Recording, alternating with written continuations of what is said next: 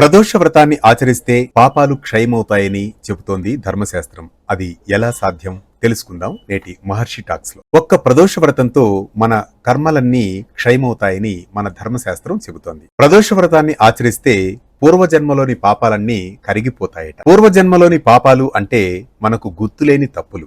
ఆ తప్పులకు ఈ జన్మలో ఫలితాన్ని అనుభవించాల్సి వస్తుంది. మరి అలాంటప్పుడు ఏం చేయాలి? శివుని శరణు వేడాలి. శాస్త్రం చెబుతోంది సంధి సమయం అన్నది సూర్యాస్తమయం తర్వాత ముందు ఉన్న 1.5 గంటల సమయం అని. ఆ సమయం చాలా పవిత్రమైందట. ఆ సమయంలో శివుడు కైలాసంలో నందిపై విహరిస్తూ భక్తుల మనస్సును చూస్తాడట, కేవలం తప్పులను కాదు. అందువల్ల ఈ సమయంలో శివుని ప్రసన్నతను మనం పొందగలిగితే చాలు. అంటే శివుని స్మరించి ఒక్క దీపం వెలిగించి అభిషేకం చేసి లింగార్చన చేస్తే మనం ఆ శివుని ప్రసన్నతను పొందవచ్చు. ఒక్క దీపం, ఒక్క బిల్వపత్రం, ఓం నమఃశివాయ అనే మంత్ర జపం.